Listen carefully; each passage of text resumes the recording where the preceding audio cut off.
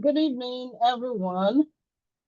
You're welcome to day 4 of our software testing bootcamp. It's my great pleasure to have you here today for today's session. And we're especially honored by the presence of our guest speaker in the person of Olusola Ajibade. She took us through uh, um, black box testing yesterday. And I believe a lot of you learned a lot yesterday.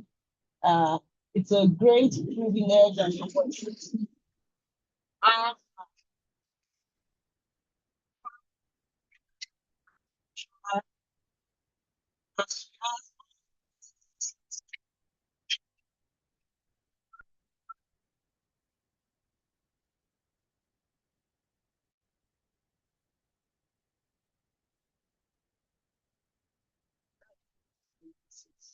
as the gift.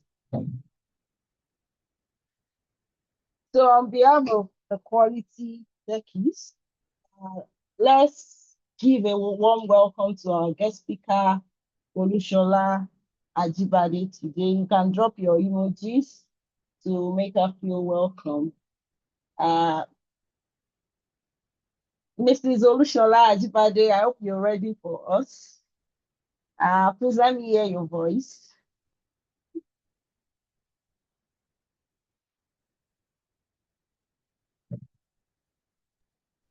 Good afternoon, Adinike. Good afternoon, host. Good afternoon, everyone. Good to have you here this evening again. I hope we're all set for today's class. So we'll just get right at it. I'll be sharing my screen in a jiffy. So just let me know if you can see my screen. Thank you.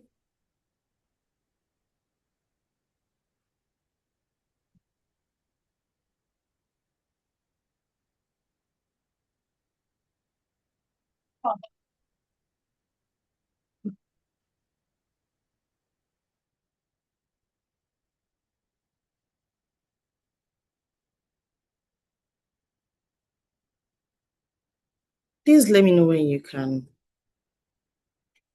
Let me know when you can see my screen, please.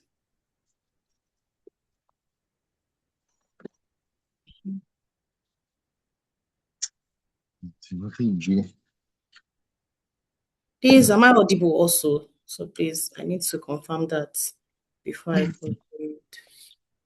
Yeah, audible. Okay, thank you. Thank you.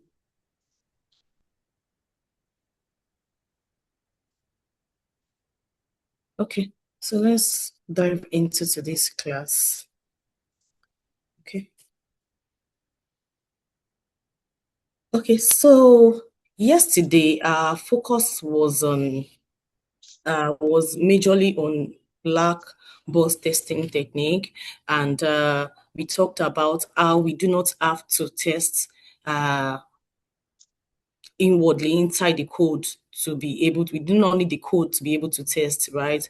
That all we need to check if we are able to, maybe the TV, for example, is working.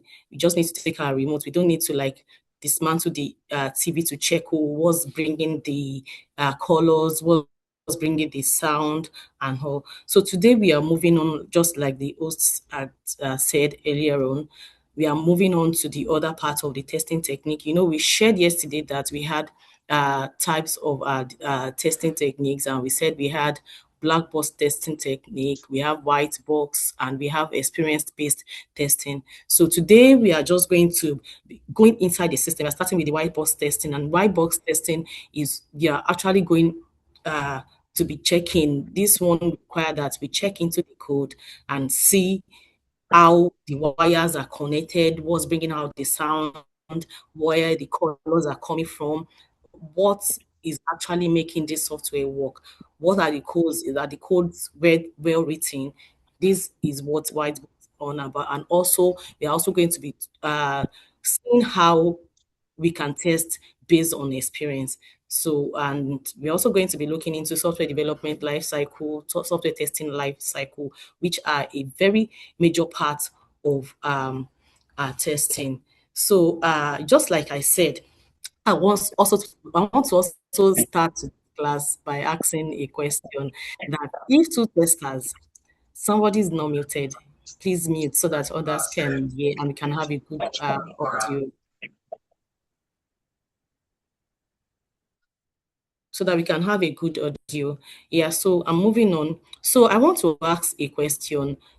For people that are here yesterday, or of course, I just assume that we are all testers as far as I'm concerned. We are coming up testers, right? And we are already living that name, right? So if two testers test the same app, tester A and tester B, they have just one application, software application that they want to test, and they find,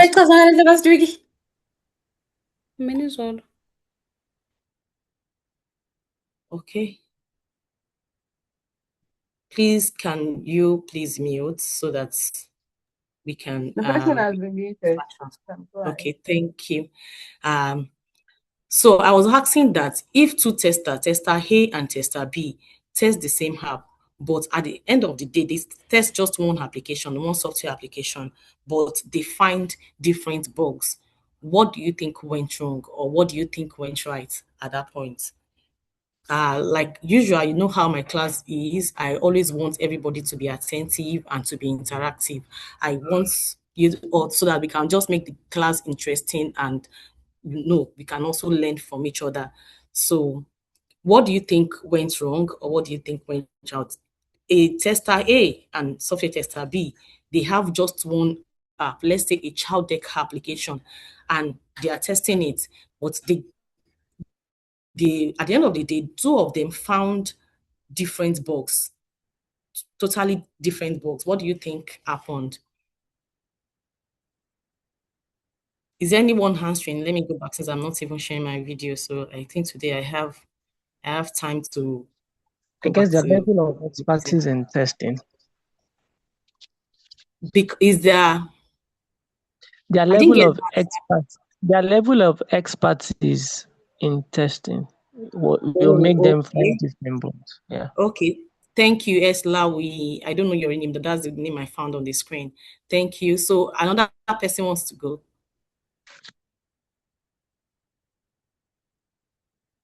Okay. So yeah, Eslawi is somehow right because in as human we cannot think the same thing even outside that the expertise that they have.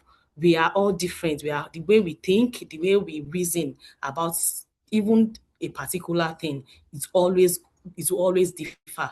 And that is why when you are going left, you see the other person going right. Say, no, this is the way. Ah, can't you see this is the way? The person is saying, no, this is the way. It's just because the way our analytical sense of reasoning or thinking differs. And the way I'm going to go check it, aside even experience, like I said, we are just all coming here, right? So it's not even like we have so much experience. It's also, yes, experience can be part of it, but even normal that I'm giving you two things to check, it will be different on what you see from there. So that's the reason why. And today we are going to learn how that is. I know that's why you said that is experience. So, but aside experience, is human to say to think differently, to see things in a different light. So let's go to white box testing. So like I said earlier on, that white box testing is telling us to look inside the system, inside the code.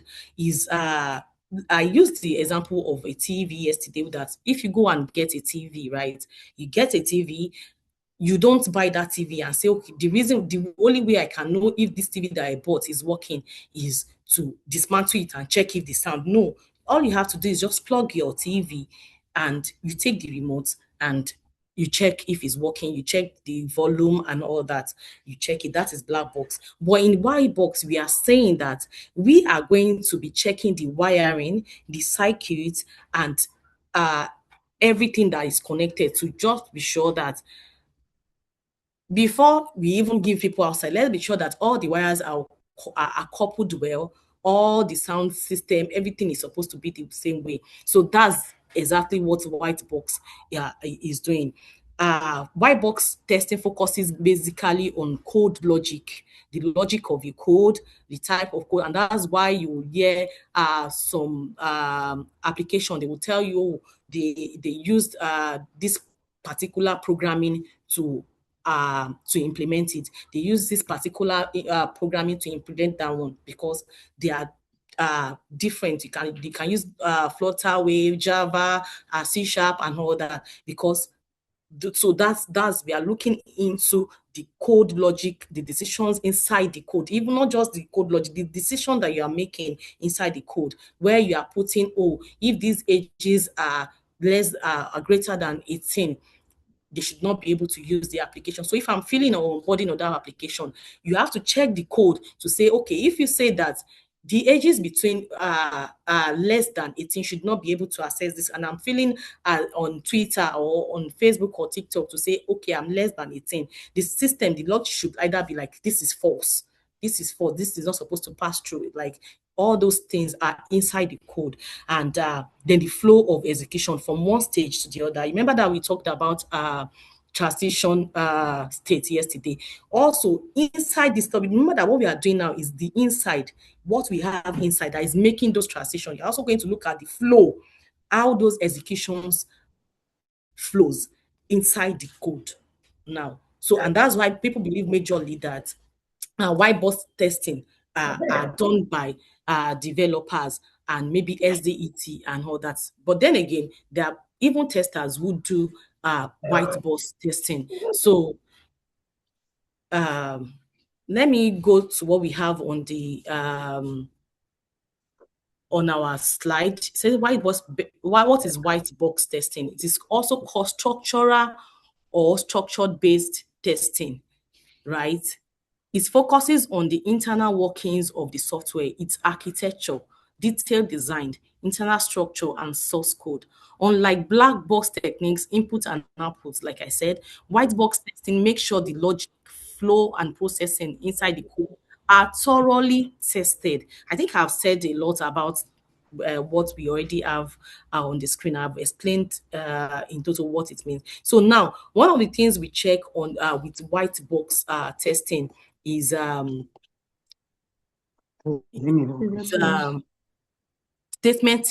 statement testing and coverage. Verifies that every line of code is executed at least once. When you are writing a line of code, they check. When they do unit testing, they check the lines of code to say, okay, is this line of code I've written, is it working the way it should? See, if they have 1,000 lines of code, and at the end of the day, when they are done, they also have to test it at once to check if it can also run even consequentially together. They can work together. Remember that I said that you also have to check the execution flow, right? So another thing we would also check in a white box testing is decision testing and coverage. This verifies that every outcome of a decision, e.g. true or false and if, is executed at least. Meaning that if you have where you have put some assertions or some decision in your code to make a decision, like, we talk about decision table yesterday, like to say, okay, if username is valid and if that's if statements, see, verify that every outcome of true, false, or if I say that a username is valid, and I say that a username is valid and a password is valid, then the user should gain access. If I write it in my line of code, I should be able to test it and see that they work through. So we'll take questions at the end of the class so that we don't have much time today. Today's Sunday. So then experience-based, so we move to experience-based testing. Yes, so this is where S. Lowry was talking about, right? And we talk about technique that lies on knowledge and skills, right? We talk about techniques that lies on knowledge, skills, and past experience, not only from developers, from testers, from products, users, and all that, because that is what will help in testing. And that's why he was right, actually. But even in a real setting, and I said it, that human beings naturally, we do not think alike. And that is where, even when we say that AI is going to do something, there's a way that if I type and AI brings the information for me, right, there's that human input to think outside the box, to say, okay, aside all these things that AI has given me, things that, because AI is not human, is not working like us. Their experience in life is not like what you have experienced. You might have worked somewhere that you have seen fraud happen, like so many times, or you have seen theft happen, or you've worked with people that are very inquisitive, or you yourself, you are a very analytical, imposed person. So the way you would think would be very, very vast. Even from where you think, okay, what if this now happens outside the box? You think at the edge of all cases. So experience-based testing, this technique rely on knowledge, skills, and past experience of developers, testers, and users to design and run tests. They are often combined with black box and white box techniques to boost coverage and effectiveness. And yeah, so basically, from what when you test with experience-based testing, is talking about your line of experience. There's a part of experience that we have encountered in life, or you have seen, even you have worked as a tester, you have worked from point A to point B, you have worked on an educational application, you have worked on a fintech application, you have worked in a banking institution or a financial institution. Now, when you get to maybe another fintech company, you, without even, when they bring a particular requirement for you, you already know like where those bugs or errors or defects usually hides. Your brain just goes to one time like that you were testing, and you find a bug somewhere, maybe under payments, or you find a bug under settings, or you find a bug under biometrics. Your brain goes there, and you're not even going anywhere. You are going to the biometric straight. You are going to under the settings straight because of your experience. And so many times, not often, you are always right, because you feel like, okay, this place people usually leave it. There was a time actually that if I want to test mobile, I would, without even going to, I would first go to the terms, all these terms and condition, privacy settings and all, because I realized that people just overlook it. And at the time in my own career, so I had wanted to like just say, oh, it's just terms and condition now, or it's a lot, I can't read it all, and it almost cost us. So when I see, because I know that people will always lie under there, because it's a whole lot of, just we feel like it just is for customer to read and all that. But there are so many bugs. You see so many typo error. The links that are there might not even be working. You will see so many things there that you would you would see, and with time you will see that you are gearing towards that particular feature because of your experience, because what you have seen. Yeah. So now, under experience-based testing, we have error guessing. And yeah, error guessing is an experience-based technique where,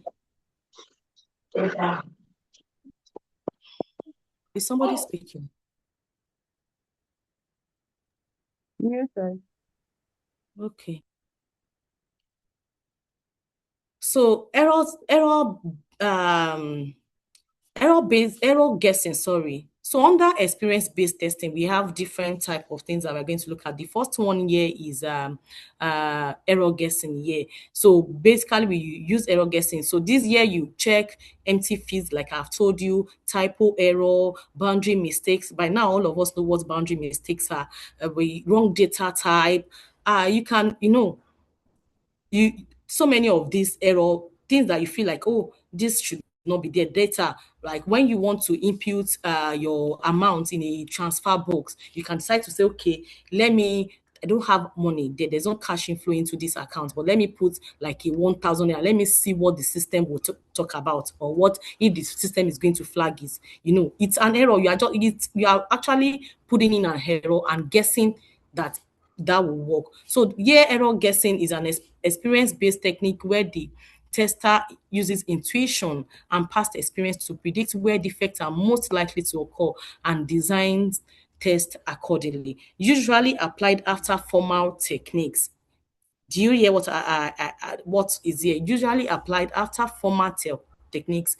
Formal techniques were the one we talked about yesterday: EP, BVA, decision table, to catch those structured approaches might miss. So you cannot just say you want to start testing now and the only thing you are relying on is experience-based testing. So what this is telling us is that you would only be able to use this experience-based testing, one, when you have already used this the black box testing that were testing techniques that we have laid out, the test designs that we talked about. Then when you have exhausted that, you feel like, okay, to have more coverage, let me do more thing. You can now still think outside the box on your experience and still add those and still add your own what did they call it, the error guessing data, that test cases or scenarios as you have, right? So that's that for that. So now for error guessing, I think we already talked about that. Sorry. So blank or missing input, I think I said that. So a place where, yesterday I also make mention of it when we're talking about decision table. And I said that even on that decision table where you have valid username and valid password, valid username but invalid password, invalid username and invalid password. If anybody remembers, talk about invalid username and invalid. I said that there's still, if I want to test, I can still go on and add an empty one. That's error guessing. I did error guessing there because I feel like if I decide to blank or decide to leave the two input, the two data there out of it, I put the username empty, the password to empty. I want to see what the system did. I'm just error guessing because I know that it's actually what I'm not supposed to do, but I'm just trying to error guess it and see what the system in there, how the system handles that. Then empty file handling, when you are uploading an empty file. Now, these are where issues will be because of experience. Because when you test also with experience, you understand that this file part, people do that mistake, especially file formats. When a system says, oh, the system can only accept PDF, can only accept Microsoft MS Word, or can only accept JPEG or PNG. But me, I am uploading, when it says it can only accept PNG, I'm going to try and upload Microsoft Word or upload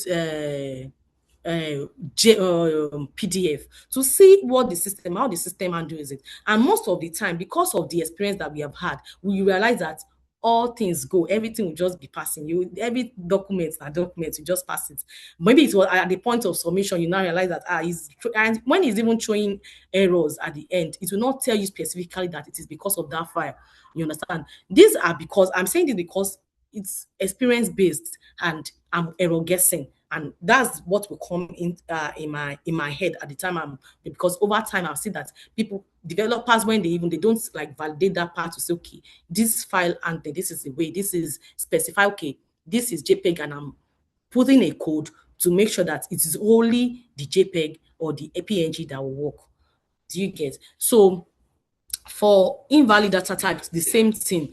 You have entering letters ABC in the numeric. In fact, this still happens to me. I was testing something, an endpoint on I think on Thursday, and I just decided to put on the phone number part. I put ABCDEFGHI, and the system passed it.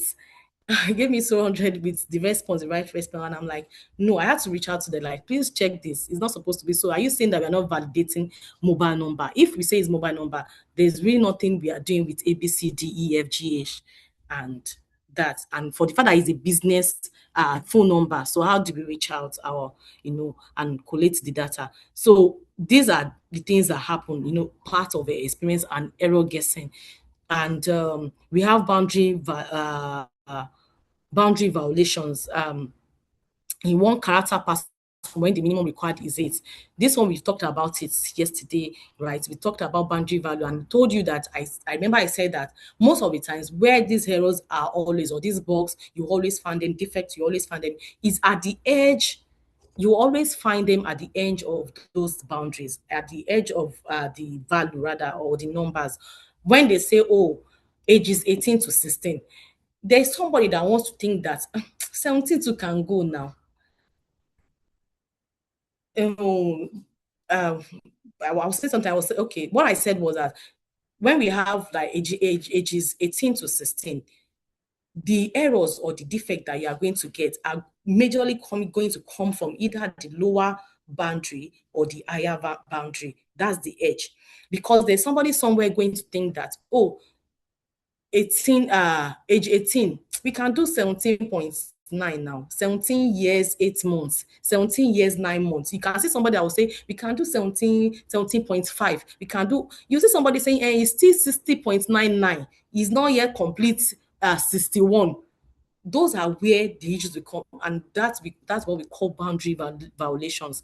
The errors will come there, and when you are trying to test, these are error guessing, because the time you already know that those are where the what do they call it, the errors or the defects usually are. So we call this error guessing, and it's under experience-based techniques.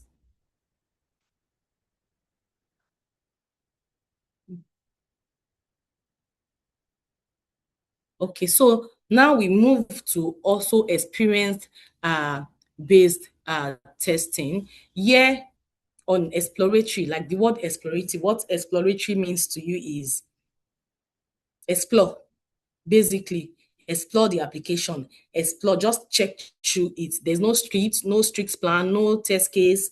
You're just checking or looking around on that application to see if you find something very funny or bugs or defects or something that is unusual there. And it's like just entering a new house and checking every room, drawer, switch, that's it.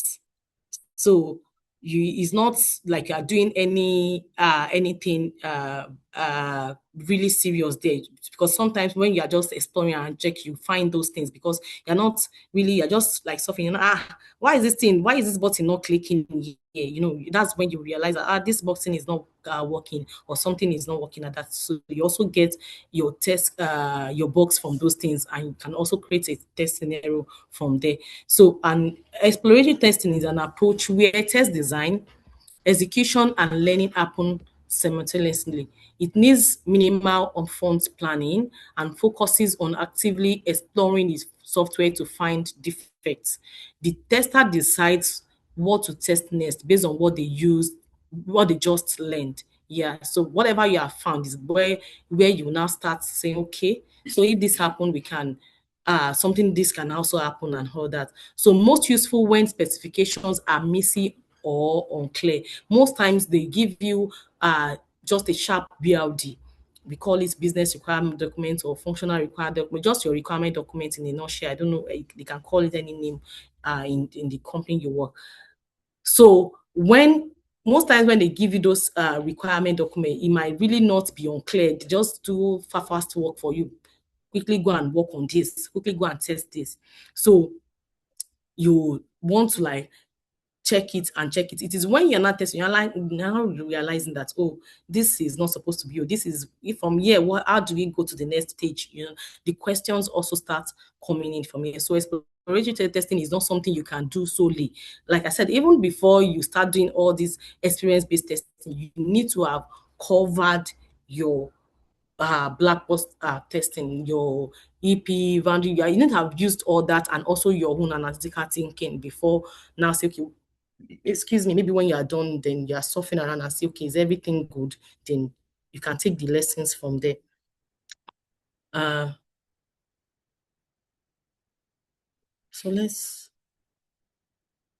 So when is exploratory testing used? So they already gave us an example here. Say unclear requirements. So there's an example here. So a new mobile app ships with only basic feature notes. The tester explores by clicking buttons, entering values, and observing behavior. So now a new mobile application ships the only basic feature note. Maybe they are logging alone, or maybe they are logging and maybe their payment application just some few basic feature. And what you are doing, like I said, is just after then you are like surfing around or exploring the application to see that even the few things that they have explored are connecting, the dots are connecting, and they are also working. Then maybe other things that in future that they can also like improve on.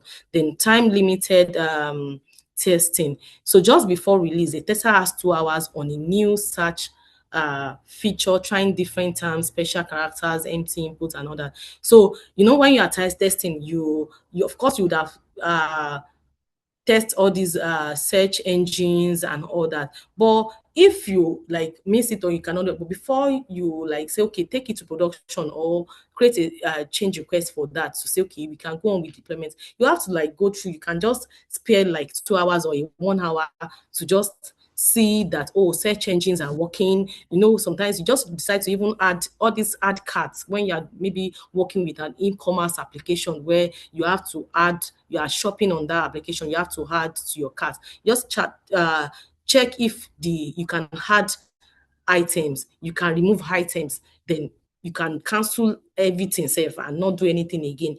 And, those kind of things. Or plus scenarios, like we said, testing a shopping cart by adding, yeah, hey, okay, I've said this one. Yeah, on plus scenarios, just things that are just outside the requirement. It's not like they wrote it there, but you need to also be sure that if I'm adding, I'm removing. If I'm removing, I can cancel, I can do anything, and the application is not going to break. It's not going to shut down. Everything is still going to work the way they should. Then we move to the checked based testing. So this one explains that it's just like the word checklist based testing. It's just like you have a checklist. Now when you are going to school, you want to resume in school, or you are going on maybe on summer vacation. You have like checklist of the things that you want to do on vacation, or you have the things of list of things you want to do before you resume school, right? So exactly, just the same way, before you start testing or during your test, you have the checklist of things that you feel like must be in your test coverage, the things that you must pass, or the things that, okay, if this is fine, we are going and all that. So it's like check. So immediately you are testing and you have highlighted them that, okay, login, payments, settings, biometrics, like that. You highlighted them, and you can decide to like might tick them off at that. So checklist based testing, uh, testers design and run tests using items from a checklist of test conditions that must be verified. Testers may create a new checklist during analysis, expand or define an existing checklist, use an unmodified checklist prepared earlier. Like you can use something you have prepared earlier, you can create another one while you during your analysis, during your review. You can also use something that has been there before, or expand it or refine whatever you have to meet the standard. Also, I want you to also know that whatever you are doing in checklist based testing, remember that there is no two applications that are totally the same. Yeah, that are totally the same. An e-commerce application is different from the way you are going to test like an educational application, right? So if you are going to be using a checklist for them, you can see that there are things that you have to refine or expand in your checklist to be able to use them basically. So then checklists are built for past experience of defects, knowledge of user priorities, what matters most, and understanding of common software failures. So, so this is an example of what I have talked about. Web application checklist, verify on links worked, check login with valid or invalid. You see, so you see that they have been checked. This web application checklist. Here now we have e-commerce checkout, add items to cart. You have checked it, remove all these. You already know that, oh, you have tested it and they are working well. Do you get? So web application checklist, you can see that the list is different from here. Yeah, it's not like they can't be the same thing, but of course, you know that like I said, two applications can be two different things entirely that they are working on. So it doesn't have to be the same thing that you are going to be you are going to checklist on that form. So now let's move to software development life cycle.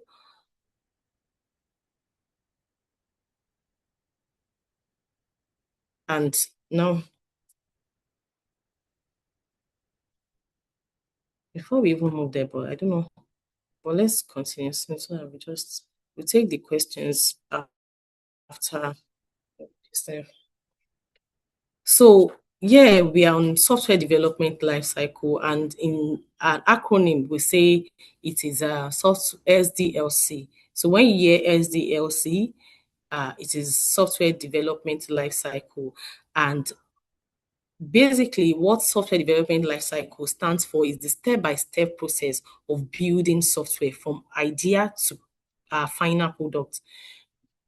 Every software that you see, every software application you see, every application, either mobile, web, educational, e-commerce, there is a process, there's a step-by-step process that has been gone through before it got to your hand, before you as a user got to see it, before it goes to the market. There's a structured process, a step-by-step process of building that application from the idea. The moment you say, oh, I want to build an application. I'm thinking of in my area or in Nigeria, people do not have this particular thing. If I build it in an application, people will like it. From that point, that you are beginning to create that idea in your mind, to the point where it gets to the hand of those people you made it for, or the market, or the people that are using it. There has been a process, a step-by-step process. So yeah, it says that software development life cycle is a structured process. Teams follow. Teams, you can hear teams follow to design, develop, test, and deliver high quality software. Is a structured process. You can say it's a step-by-step way, but it's structured. And when they say something is structured, it means that you can't just wake up one morning and say, oh, today I'm going to build an application. Oh yeah, you just help me build it. That one too is just putting everything together. No, there's a way, there's a way you must follow. There's a structured way you must follow before you can build a software.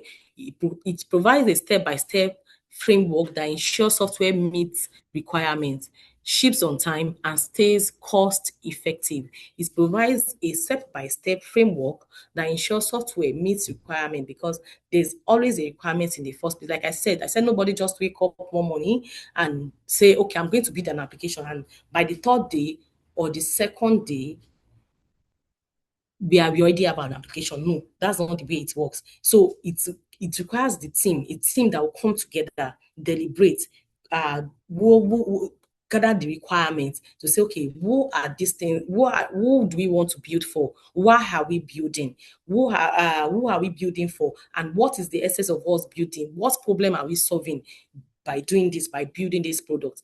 Then after we must make sure that we follow the framework to make sure that software that we have built for them, for those people, and the reason why we build it meets that reason why we built that application. And again, that we also ship them on time, meaning that ship on time means that we take it to the market on time.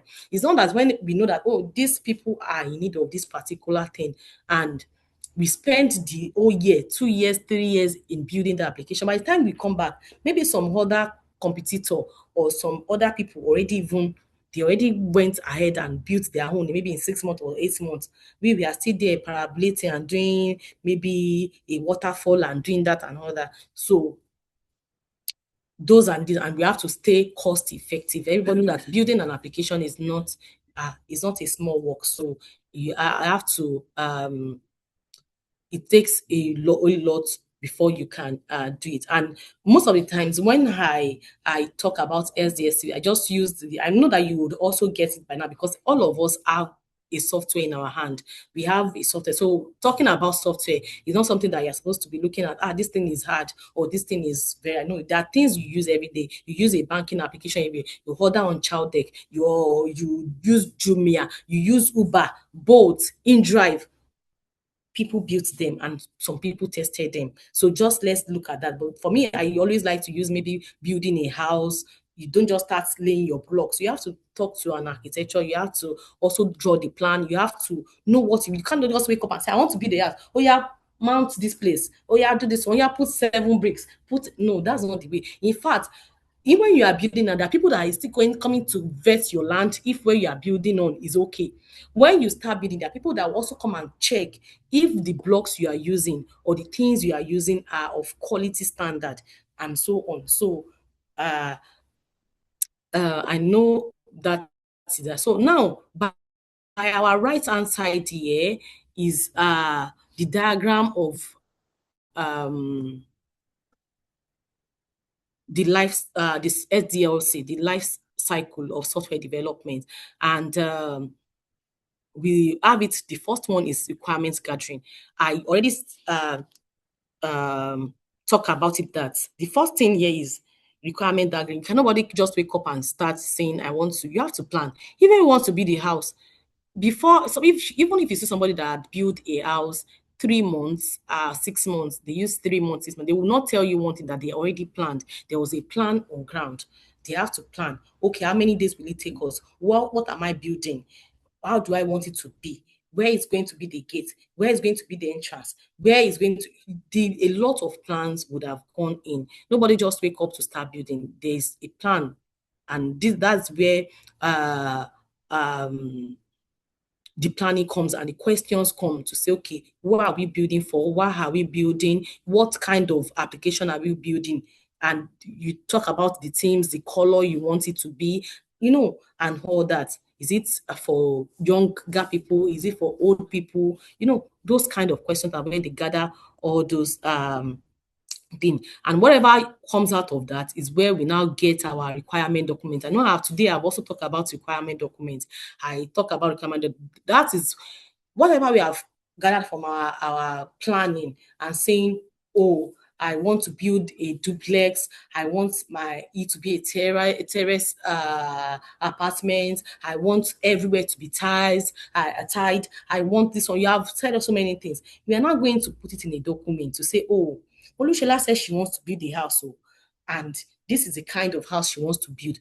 You will not start saying she says she wants everything to be a glass house. She wants even the bedroom, the floor to be glass. She wants we will list it so that at the end of the day, when the design, the person that is the next stage is the design stage, planning, then okay, I've talked about planning, then analysis. So sorry, the planning stage is plan, then analysis is when we now sit down and analyze how we want to do this, how we want to make it. But then the third phase is the design. Before the designer come and say, okay, how do we do this? What do I need? What color do you want it to be? The kind of glass you want, how do you want it? Do you want the glass to be 4 millimeter thick? Do you want the glass to be very light? There are questions that will come in. Then, do you also want the glass at the gate? Do you want it to be a transparent glass house that everybody will be looking what it's inside? Even the furnitures inside, do you want it to be glass? They will ask questions. So now the design is going to use whatever we have given him on her. We call them the product design or UI UX design. So they are the one who will now take those things you have put in your requirement and also carve out your design and also generate a document. They are also going to generate a document to say, okay, oh, after everything that we have looked at, what you have said, you have planned, what's the results of what you have given us from your planning and your analysis, the requirement document. This is our own design document, so that at the end of the day, this is what your application, this is what your building will look like. This is what it will look like. So they tell you, they give you the blueprints, the structure, everything to be on that document. Now, so you have the requirement document, you have the design document. Then now from there, we take it to our developers implementation. That's number 4, stage 4 here. Stage 4, we take it to the implementation, and the implementation is coding. That's where the work is. That's where they are mixing bricklayers, aluminium, weather, all of them. They are bringing in their expertise to make that whatever you have on your design document and your requirement document is being achieved at the end of the day. So this is where coding happens. So when I'm talking about bricklayer and all that, I'm talking about the coding. The coding is the work, is the dirty work that they do, all the things they put together to make an application stand. So they start writing the code, they do everything, and when they are done, they move it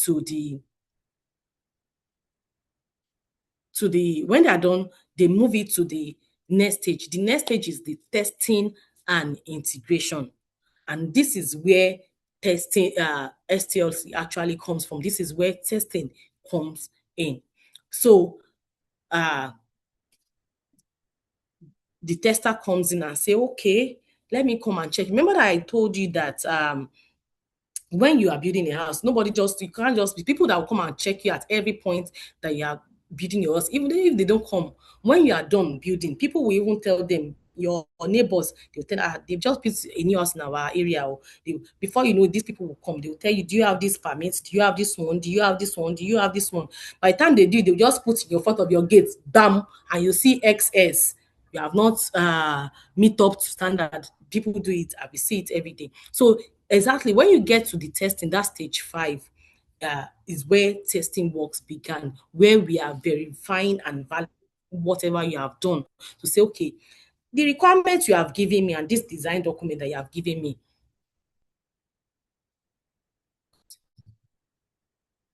is rhyming with.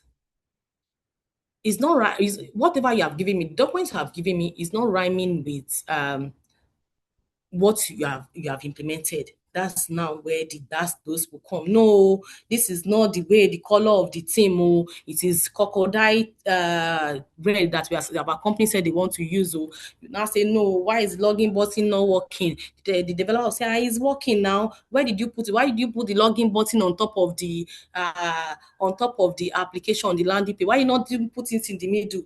You now start going back and forth on that. That is also where uh, the bug report and everything is happening. Sorry, please give me a minute.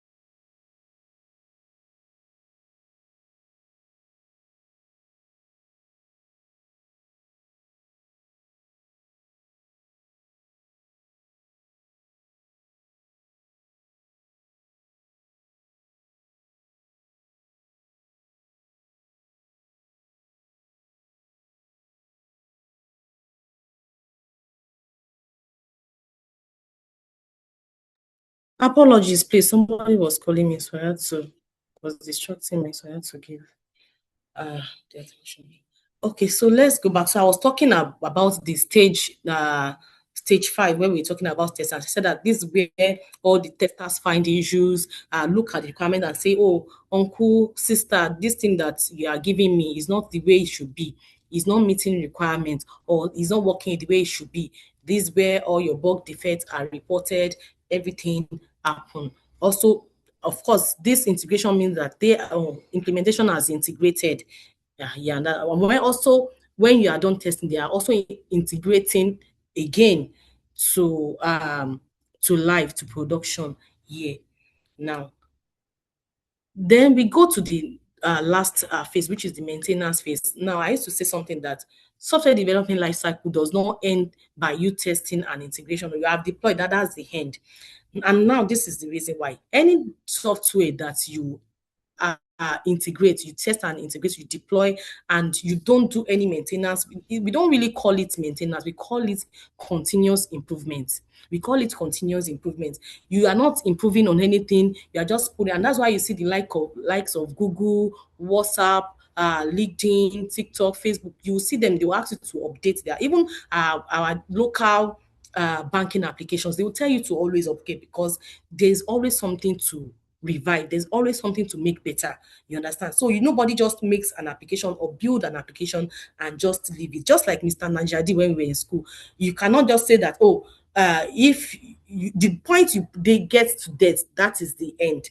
But in software testing, in software development life cycle, if you stop your life cycle at testing and integration, you don't do anything, it's going to, the D will be at the back. So this one that we're having maintenance will be death, because that software is not going to make it alive. Because you just wake up one morning and you, maybe it's a parking application, you get to your bank, you realize that like 10,000 people are in front of your office or your company. What is it? They sent money, they got debited, but even the recipient did not receive it, or something just happened, or all their money just got wiped off just a day before. And and money matters is really critical because the times and season we are in. Some countries say they can sue that kind of company, and the company might not even be able to make it. So it is important that you maintain. Maintenance also means that continuous improvement. So let me get it going. I think I've spent a lot of time. I said I've done most of the job here by at explaining. So this one is talking to customers or users to understand what the software must do, why you want to create that, uh, why you want to create that software, for who, what is it going to do. Then you capture it in a requirement. I talk about it. I said that it can be BLD, FRD. Just know that is a requirement document that they're going to give you at this stage. Then the design, these architects and leads plan how the system works, flow charts, database, how the system architecture, the design, the theme of the company or the application, how it's going to, then the implementation coding, which I already said, this is where the dirty work is done, the actual code, and according to standard and best practices. And this is where they decide what type of language and how to use. They start using them rather. Then we get to testing, where testers write test case, you run the test, you report bugs when something. I said that on that testing and integration is where also the dirty works happen. That's where you say, no, this is not how they asked us to do it. This is not going to meet the requirements. This is not working, or just give your feedbacks in the way. Then deployment, of course, is deployment is what we call it. There was integration there. So deployment, promoting it to live, you are shipping it to the market, to the users. Then the selected deployment is the tested software is promoted to live, usually in steps: test server, staging, and production. Yes. So of course, even when deployments already happen to your testing environment, that time you are testing, then the next one is to production. So some people have like 3 stages, some have 2. It depends. So then the maintenance, and I've told you how. So after release, the team supports the software, fixing issues, adding features, and upgrading as needs change. And that's why for me, I call it continuous improvement, but it's maintenance. And yeah, so I hope that is clear. Please, is everybody still following me? And I will take this. Let me get somebody can just unmute so that we can. Somebody, okay. Please, somebody should. Are we all following? Am I still audible? Yes, sure. Okay, okay. And are we getting it? Is everybody following? Are we getting it? So Yes, that I'm we're not good. just talking We're to good. myself and okay, thank you. Thank you very much.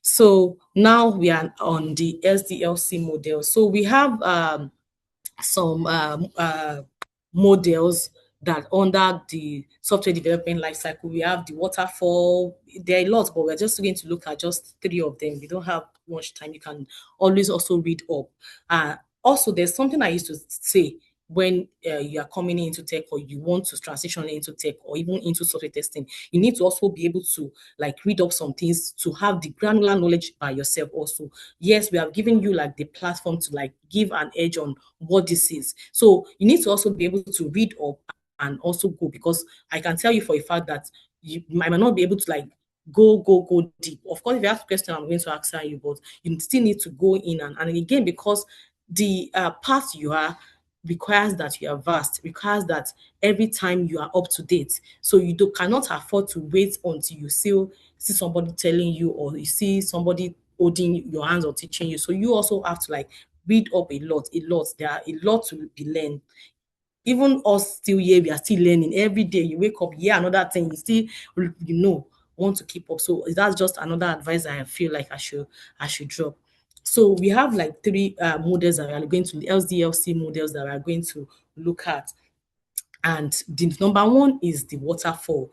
So waterfall is saying that, and this model are just talking about, yes, for the models are talking about the structure. You know that we told you that there are structures to there are structured and processes, step-by-step processes that we follow when building an application in the LZLC. So these are the models that were followed before and the ones we are following now. So we're just going to touch about two and the recent like things, the one that is majorly common now, which is the waterfall, I think V model and the agile. So waterfall model is saying that one step at a time, no going back. When we start like this, we cannot go back. Well, how does it work?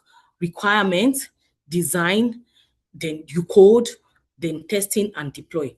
Whatever you now see, whatever you now see, now we will not start again. If requirement changes late or there's any difficulty, you have to start again all over. So you So you have to start all over again. And you know what that means? Remember that we said that SDLC is going to help us. Aside that, it will help us to meet our software to meet requirements that we have. It will also help us to minimize the costs. Now, what happened now? Let me use that we are building a house, right? We are building a house. We did not have anything, just requirement, design, code. Everybody do test and and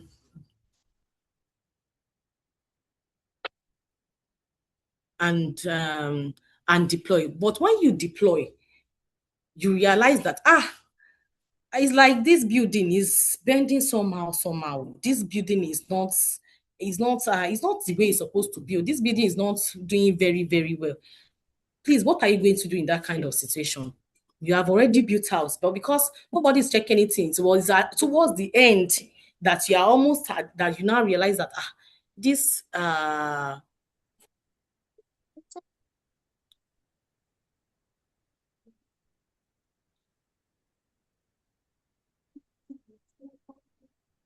you now realize that this thing is not working. What are you going to do? Are you going to now break everything down to the floor, or what are it's going to cost you more? It's going to cost you time. Remember that we are also going to be able to ship that software or that application promptly at good time in a good time. Now, waterfall does not have time for that. Waterfall is saying that let us finish everything we have to do. When we finish everything we have to do, then we'll now come and look if there are changes, if the requirement changes and changes late. it's going to be difficult to even, you'll see that this kind of waterfall, you continue, you continue, you will never, it will never get to life because you are doing everything at once, one step at a time, no going back. You're not going back to check anything. You're not going to check if okay, oh, the painter, what are they doing? Okay, the at this point, is this point okay? Is the next point okay? Is the next point okay? No, just one at a time. No, you're not going back on anything until when you are done. So the waterfall linear sequential model is the first STLC model. Each phase's output feeds the next. Simple, clearly defined phases, best for projects with well understood fixed requirements. Then we have the V model. An SDM model, this one pairs every development activity with its corresponding testing activity, just like shaped like V. You can see that the drawing that we have here is in V shape, and the left side is verification. You can see that when they have requirement design, on this other side, they are doing acceptance test to say that are they accepting the requirements design system design. They are doing system tests by the side. Architecture design, they are doing integration test, module unit test, coding, and all that. What this is actually saying is that every development stage has a matching testing stage. So if anything goes wrong at each point, now if this requirement design stage now, I feel like, oh, something is wrong in the requirement, as a tester, I'm able to say, oh, I'm not accepting this requirement. Let's figure something else. Let's do something. Let's do a change. Let's look at it from this angle. It is easier for them. So each phase is easier to like go back and say, okay, let's go back and see and retrace things or resolve issues. Is easier that way. Testing is planned early, not after that everything has done. We are now seeing issues. The login is not working. No. VMobile is saying that as you are doing your requirement gathering and requirement design, acceptance test should be following it, so that if I'm not seeing it that is okay or is something good, we can also come together at that point today. So if they are going side by side at the end. So then we now have age. Okay, still the verification and the validation part, requirements gathering. So we are still coming back to, you might not really understand this diagram, but when you get to STLC, you understand this, because this now on the right hand side, this requirement gathering, system analysis, software design, module and all that, seems to like talk about the verification part and the validation part. Here is where we are validating the requirements. You see, it's still the same. It's talking about the same thing here. So then let's go to the Agile model. And Agile is saying that we don't need to even be stressing ourselves. We don't need to be doing until everything is done for waterfall. Now, when we now see issue, after everybody is done writing code and implementation, we will now realize that, oh, the login is not working, the payments is not working. We will now start again from the beginning, because of course, by then the bug report will have like, I will have like 80 bugs that have been reported. V model says, no, let's be doing it by side. Then Agile came and said, we don't need to stress ourselves. Let's build this software in small pieces. Let's build this software in small pieces and do something like a sprint one. We'll build a small feature. Let's say a login. We'll ship it. We have already know that login is working. We have shipped it. We build from login. We build the payments. Maybe we have even 4 things on payments. Let's say transfer to bank or transfer to other bank. We can do transfer to bank to each other, to ourselves, transfer to bank to bank. Let's say, let me use a Zenith, for example. Zenith will say, okay, let's first even implement payment, but bank to bank, Zenith to Zenith bank. This week, that's what we are doing in this sprint, and the sprint is 2 weeks. So that's what we are doing. We are going to see that this week, all of us focus, tester, project manager, Scrum, developer, all of us focus on that bank-to-bank payment transfer, and we ship it by the end of the sprint. That one will stay like that. Now, it's not like we are just chipping it. Now, because we have done login, when we are chipping, because we have done login and we have remember that we have chipped login feature maybe in a sprint before, right? We have chipped login. The next time that we want to ship, what do they call it? We want to ship payment, that bank to bank, Zenith to Zenith feature. We will now test Zenith to Zenith and see that also the login that we have done is still working, meaning that we are able to log in. We are also able to do a Zenith to Zenith transfer, and everything around that works perfectly well. So that is what Agile is saying, that you are doing it bit by bit, but incrementally you are building it like that. From one, you integrate them together like that. Before you know it, in a year you have finished building it, or in 6 months or in 3 months you have finished building it. And you know that for everything you have shipped, everything is okay. The testing has been done, the implementation, everything looks good. In fact, as you are also shipping itself, you are also doing the continuous improvement on the other login that you have shipped out before. If there are any other feedbacks, you already add it to the next one. That is what Agile is saying. Build small, test fast, and improve continuously. That's what Agile, and most of these days, most companies, this is what they use. They use the Agile model. So Agile model, more flexible than waterfall. The project is split into small incremental builds called iteration. That's sprints that I talk about. Each sprint delivers a new feature or set of functions and usually lasts 2 or 3 weeks, with testing carried out inside every sprint. They also have this ritual that they do. They do sprint plan, they do daily stand-up, they do sprint planning meeting where they hold this one before each sprint to say, okay, what are we doing for this week? The team, back-end, front-end, product designer, like I said, I've explained, testers, all of us come to say, okay, what is our deliverables for these 2 weeks, for these 3 weeks?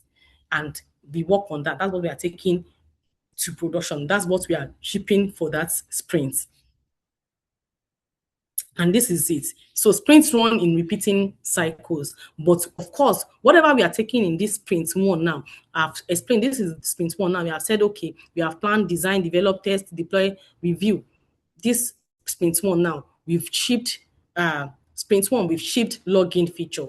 This sprint one. In sprint one, we plan, design, and we have shipped it.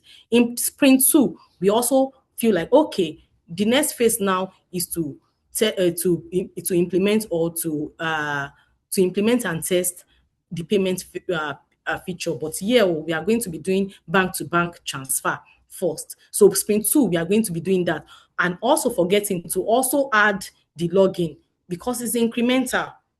Then sprint three, we start again to say, okay, we have done bank to bank here for sprint 3 here for sprint 2. In sprint 3, we are going to do bank to other banks here.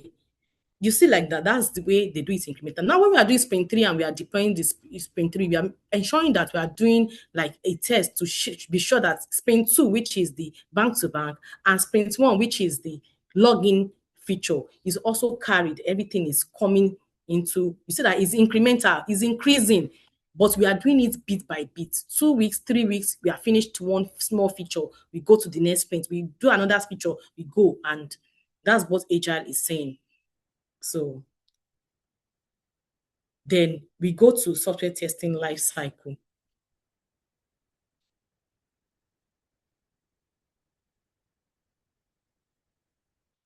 So yeah, in software testing the life cycle, this is where our own works. This is where it really concerns us. And but there's no how we want to talk about STLC. Of course, that we will not talk about that. We already know that we are going to talk about SDLC because STLC or testing was carved out from the SDLC. We saw that it is in phase 5 or yes, of SDLC that testing came in, right? Now, because there's a process for SDLC, we also have a process, a structured process that we need to also follow, which is the testing life cycle, the software testing life cycle. We also call it STLC.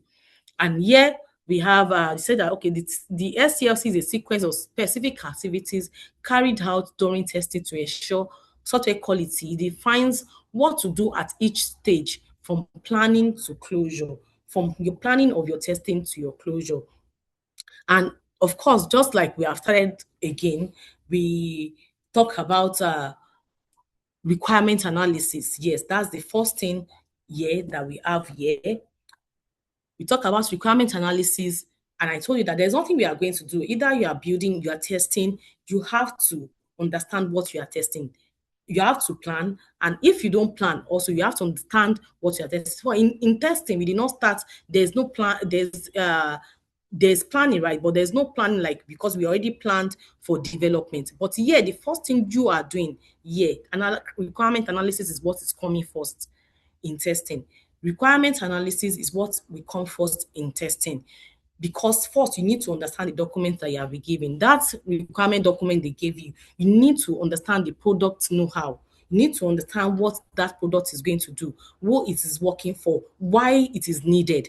You need to be able to read it and dissect it and analyze that document and understand it very well. Because come to think of it, if you don't understand the document or you don't understand the requirements,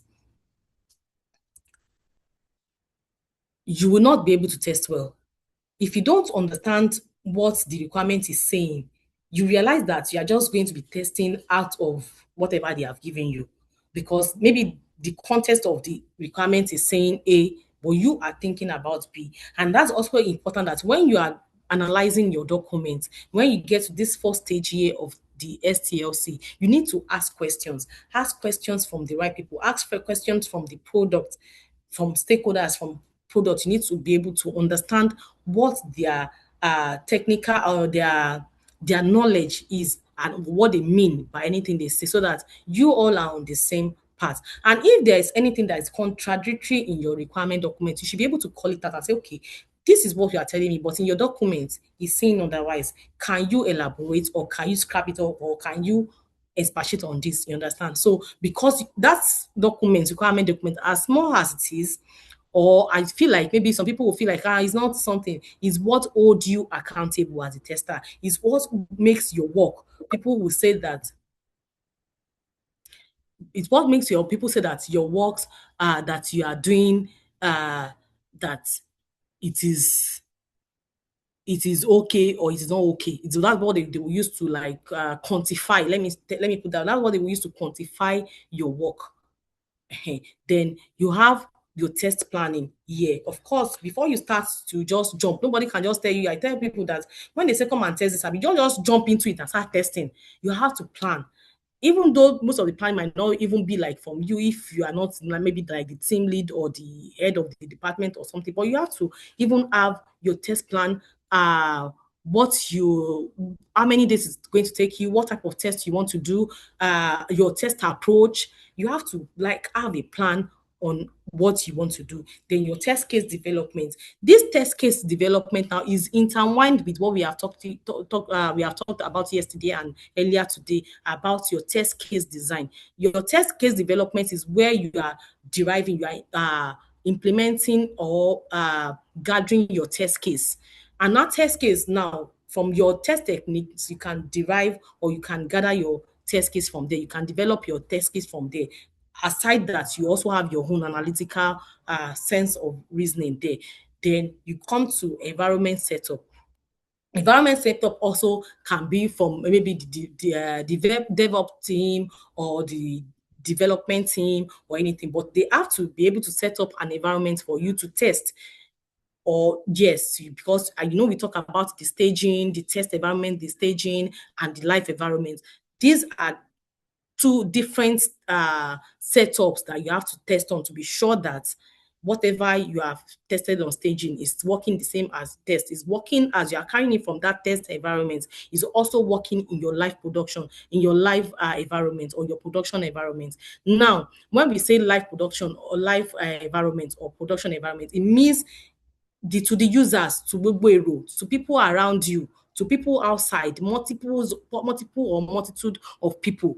So you need to be very, very sure. And at that time that your at that time that your test or your application is going to what do they call it? Is going to all of the whole world, the multitude of people, multiple of people. You know that you don't want to have a buck leakage. You don't want to have a situation where people just are just transferring money or just getting free money, or people cannot even do anything on your application because it's going to be very embarrassing. So then the test execution stage. This test execution stage is a stage where you now execute your test case. Remember that when we were gathering and developing our test case, we were just like putting it down in a sheet or a script in a place to say, okay, this is what we are going to test. This is what we are going to test. Okay, validate that username is valid and password is valid. We can log in, validate. Now, all those things you have written, this is the stage, the test execution stage you you are now going to start executing them. The word executing means execution. You are now pressing them, doing them, validating them in the real sense. I don't know if that makes sense. Then the next stage is test site closure. That yeah, you already have uh, uh, what do they call it?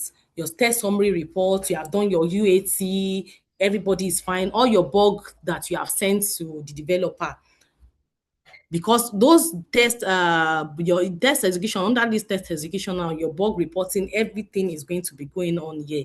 Under this test execution, you are going to be reporting your bugs, they are going to be fixing it, you are going to do all of those things. Then your test cycle closure here is where you are done and you are giving the report of whatever you have tested. Oh, are you approving this? You are just at this point, you are like a NAVDAC or an SON saying that, or NDLEA saying that, oh, this your pharmacy, oh, all the drugs there we can sell them. Or a NAVDAC, I say, okay, this is your food business, you can start producing.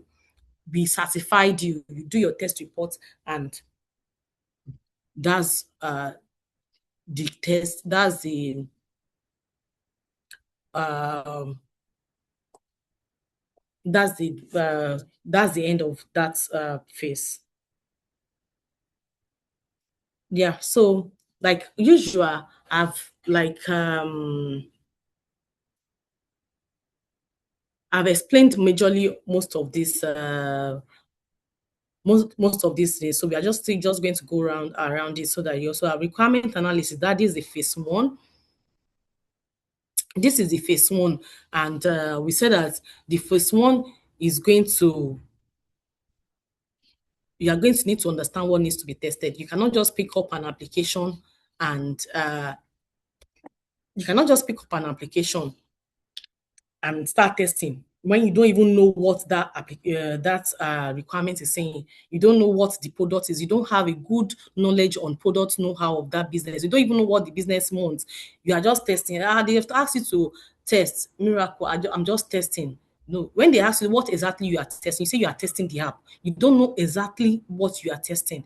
So this is where you analyze the requirements, functional and non-functional parts. You identify testable items, because not everything might be testable. You spot missing and unclear requirement. Like I said, if you see any spot missing this thing or clear requirements, you ask questions. If there are things that they can adjust, or to whatever you think about the context of what you find.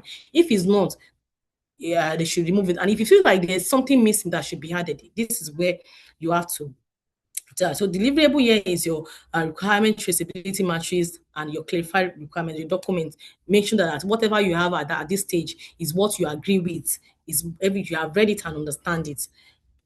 Then test planning, of course, you define the scope, strategy, approach, and resources for testing. In a team that maybe, okay, you need to know how many people would be able to test it, prepare the test, yes, identify the tools, the environment, the schedules, the risk that also comes with this testing. Yeah, you also estimate your effort. You need to be able to estimate. Remember that I told you about this sprint thing. I said that in a week or 3 weeks, a sprint is 2 weeks, usually 2 weeks or 3 weeks, and all the teams are coming out to say, okay, we are going to deliver this at the end of 3 weeks. That's the sprint.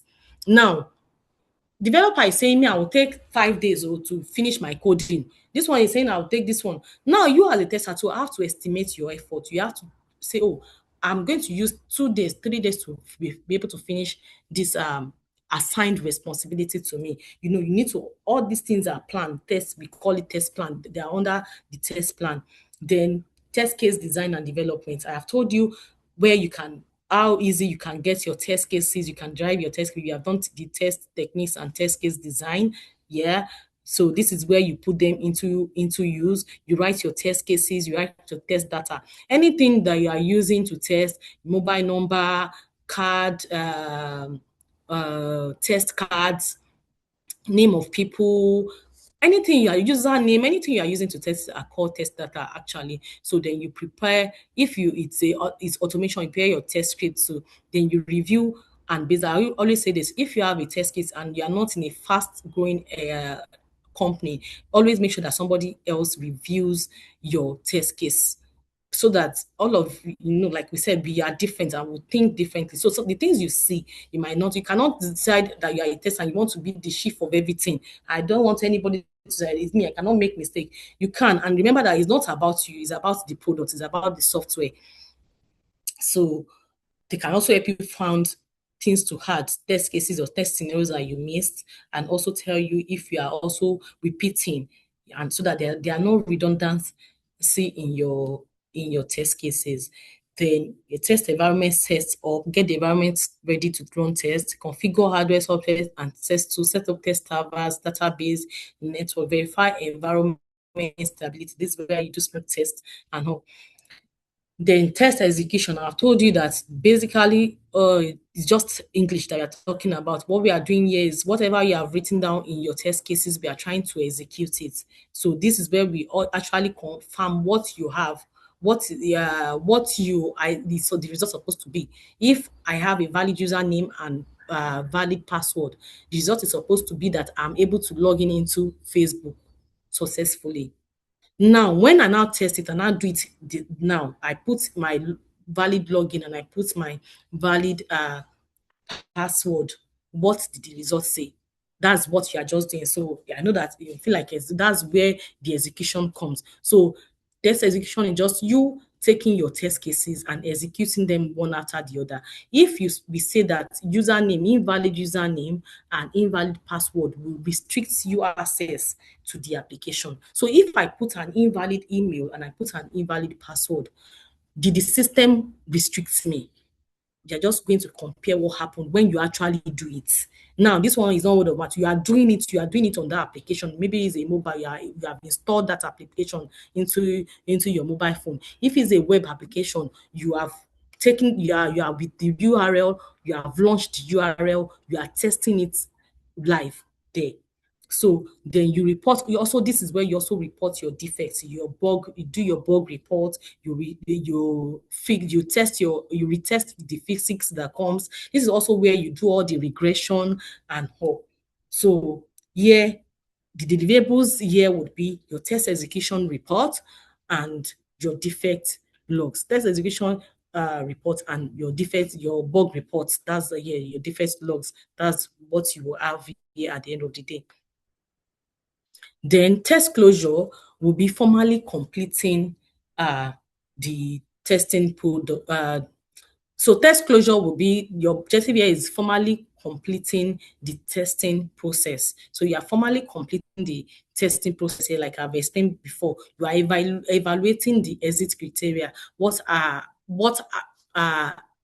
is my exit criteria here? What are the things I have listed? We talk about checklists and all that. What are the things I have listed as if we meet, or the requirements have said that if we meet, we are done, or if you meet this particular percentage of pass or of success in our testing, then we can move to production. Have you met that criteria? Then we are also preparing the test report, summary report. I talked about the test summary report too there. Then also here, you are also documenting the lessons that were learned, or also archiving your test artifacts, or even your bug reports, because those bug reports are going to be useful some other time too. So that's for test closure. I think yeah, we've come to the end of the class.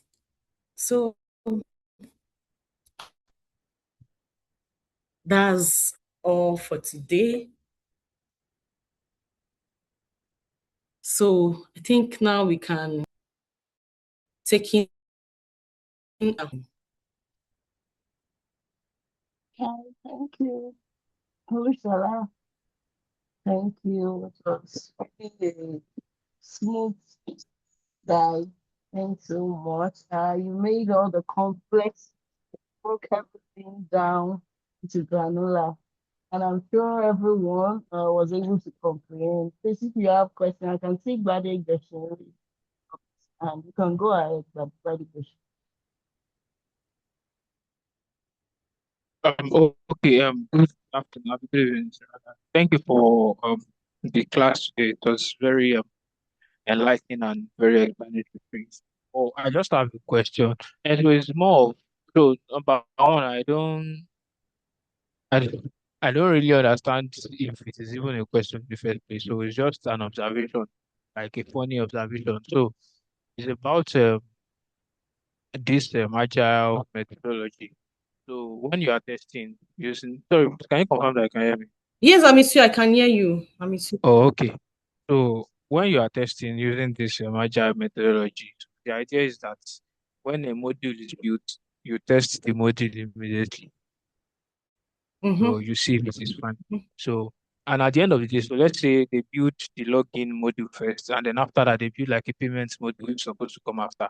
So you've tested the login, then when they build the payment, you test that too. So my question is this: so if so, then at the end when the whole thing is built, when you have like a complete product that you can deploy to production, so you have to retest some of those things to ensure that nothing is broken and everything is still in order. Yes. So my question is, if I'm still going to retest everything anyway, why am I doing the first, why am I doing the first small unit test when I'm still going to test everything again? Is it not? It sounds like you are just repeating the same process to me. So I understand that maybe you want to ensure some things, but I mean, to me, it sounds like is defeating the purpose, which is like the split. Because if the split is really the main thing, that means that it is only the things that are built. And I've tested A and it is fine. It is only B and C that are built after that I should be testing. So why am I still going through the same process all over again? Okay. Uh, thank you. As funny as it might be, it's actually a very good question, right? Because but I don't want us to look at it from that angle. I want us to look at it from the angle that we are not building it. I want us to look at it from the angle that we are not building it from the scratch. Remember that what we implemented was already built, was implemented. Now, what we are checking is just to ensure that what we are integrating now, we are creating the two together. Because now, let's say I used an example about login and let's say a payment feature, and I said that we are doing like a bank to bank. So this, let's say in the last 3 weeks, we have done login and we are coming back in another 3 weeks to do payments. And we said that we're going to take bank to bank, right? Now, when we are done with the bank to bank, we now said, okay, we are taking bank to production. Don't forget that login is already in production. People are already using it. Don't leave that part down. In that 3 weeks, people is already out. People are already using, or it's still just on the application as live. So now, when I'm taking the bank to bank, what we are doing is that we are adding the bank to bank, the payments feature, bank to bank to the login. So that I mean that is now two things now. In the live now, we will now have login and the bank to bank. What we are testing now as a tester is to be sure that at the point that we are moving the two of them together coupling two of them together. It is one and you're adding another thing. We are just testing to be sure that is the other one still okay? Is it still fine? It is not that at that point you are just building that login again. It's different from waterfall that will now say that, it is when you are done, you will now start all over again to now be righting your wrongs. I don't know if you're, for me, I'm seeing it from the point of we are not building. We are just ensuring that whatever we have before is still aligning with what we are building. We are taking with it together. Okay. I don't know Yes. if that Yes, I answered. understand. And Yes, our you. host too can help us to answer that. But I like I said, the way we reason, actually, it's a good question because I'm wondering, but that's the way I see it. Yes, Because so you actually answered the question. So, but my question, so the thing is, you know that when you are using this agile, you have to build like an MVP first. That is what you can yes, deploy to life or to customers. Let me put it that way. So what I'm saying is that so before you have like an MVP, there are different modules that come together to make up the MVP. So, so let's say we have four modules to make up the MVP. I've tested module one, it is fine. I've tested module two separately, it is fine. So when they now build the remaining two and want to deploy, I have to come back and test everything. But actually, I understand your answer. You've done justice to it. Thank you very much. okay, Okay, if thank you you, want thank me you. to chip in a bit, if I get your question right, so you were asking why do we have to go back since module A works correctly? We now build module B and C. So what's the essence of going back to test everything all together? Am I correct? Is that your question? Yes. Yes. Okay, so I don't know. The first class we treated confirmation testing and regression testing. So the whole essence of testing is to ensure that your customers, your end users, uh, have that they can use the application seamlessly without. So imagine you in an organization, you've already deployed your MVP, everything is fine, the customer enjoys, and now you have um, you have made let me say you have announced to your customers that yes, you have a new feature. So you wouldn't want a situation where everything that works well is now having some issues. So in testing is always expected of the tester.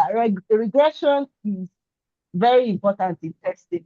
No matter what you test, you must run everything. You must run a complete regression to ensure that this new feature that they are releasing, I hope it's not affecting what already works in production.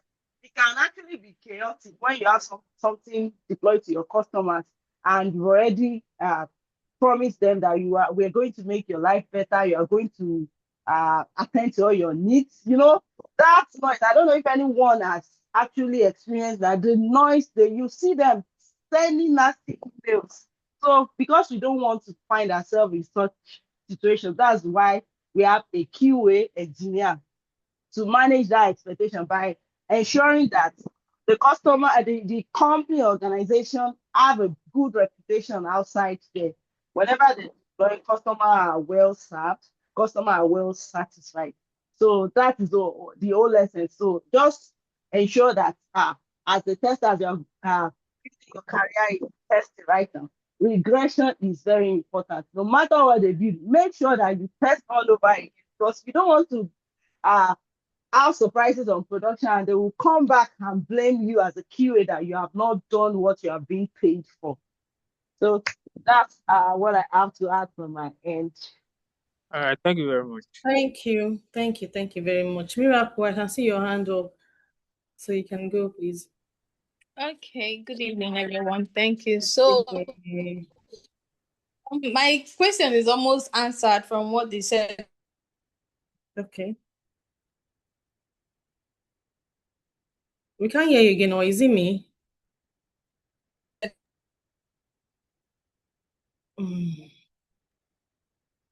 Okay, she said question has been answered. Okay. Who else is raising their hand? Because Miracle's hand is raised in so many places on the screen. No, I think I'm trying to even figure it out. So I don't know. I think I'm not getting the way it's my screen. No, let me go back to it's my screen. That is bring all those multiple this thing. But if anybody still have question, please can you help me check the chat? What can you hear me now? Okay, yeah, we can hear you now. Okay. Sorry, my network has really been bad. Okay, so my question was on the sprint. So I wanted to just know how often regression was supposed to be done. I think I've gotten my answer from what Yeah. um, Okay, regression should be done at every time that there's a change in the code, at every time that there's an addition to your deployment. You should always, for every time you are testing and you are deploying, you should always retest. You should always do your regression. And for every time you do your retest also, when you are retesting a fix, you should also do your regression. Regression is like you have to do it constantly every time just to be sure that whatever fix that you was done has not affected the code that was there before, what was working before. That's just the whole essence of regression. Retesting is testing that thing that you have reported, the bug you have reported, right? But you cannot stop at that because remember that these people are going back into their code. The developers are going back into their code to check something or see something ahead. So it might be just be one dot like this. They don't press spoil be that. So you are supposed to check that the things that are there before are they still working. So it at every time there is a change in code, you are deploying, you are testing, you still have to run your regression. All right, thank you. Thank you very much. You're welcome. So I think if there is, host, can you help us check the chat? Do we have any question, any feedback? So if not, I would leave the floor to you. And I want to say again, thank you so much for this opportunity. And I appreciate everyone also for coming, coming to today's class too. I appreciate you all, everybody that has engaged. Just coming, you have engaged. And I don't want, I also want to tell you that learning should not stop. Keep learning, keep improving. They say practice make perfect. So you are not going to just be there like a pro by not just doing anything. It takes every day work, putting in the work every day, reading, making your research, asking the questions. There's no wrong questions. Always ask any question you feel like is a stupid question. It's not a stupid question because you don't know it. So if and it can never sound like stupid because you don't know. If you know it, and the moment you get that answer, it sticks for you for forever. It sticks with you forever. So you need to know that. Ask questions from the people that are on top. Keep learning. Don't let learning stop here. Whatever you have gotten today or yesterday or even the week before, put it to use. Deliberate on it. Work on it. Start build on whatever you have now and going forward. And I wish you all the very best. And also, you can find me on LinkedIn as Olusola Ajibade. Thank you, everyone. Handing over to the hosts today, and I All appreciate the right. host for the opportunity. Thank you, Olusola. Thank you so much. Thank you. Thank you. Adeya, someone asked a question. I Okay. want to confirm, are you in the WhatsApp group? Yes, I'm there. I'm in the WhatsApp, the Quality Techies WhatsApp. No, someone asked the question. Okay. Adeya, he's asking how he can get access to the recorded session. I want to confirm if he's in the WhatsApp group because I always drop the recorded session. So can you just go to YouTube? Let me try to get the link. You can just go to YouTube and follow us on YouTube. Share the link with your friends. You can share it on your status for people to join the Quality Techies. Drop your comments on how impactful this training has been for you so far. And if you are not on the WhatsApp group, can you just indicate? If you are not there, drop your number. I'll add you right away to the group. Let me just. I'm dropping the link now. So that's the YouTube link for Quality Techies. Okay, someone else is asking if they can get the template for the test plan. You are still going to get there. I think this next week. Another guest speaker will be taking you through test plan and the likes. Just exercise some patience. We're still going to get to the practical and hands-on of this software testing bootcamp. So just relax. You'll definitely get a test plan, and you also get a capstone project for that. So you are in for the best joining this boot camp. So I'm here to get a response from my day. Yeah, okay, it's not there. Can you drop your number? Stop.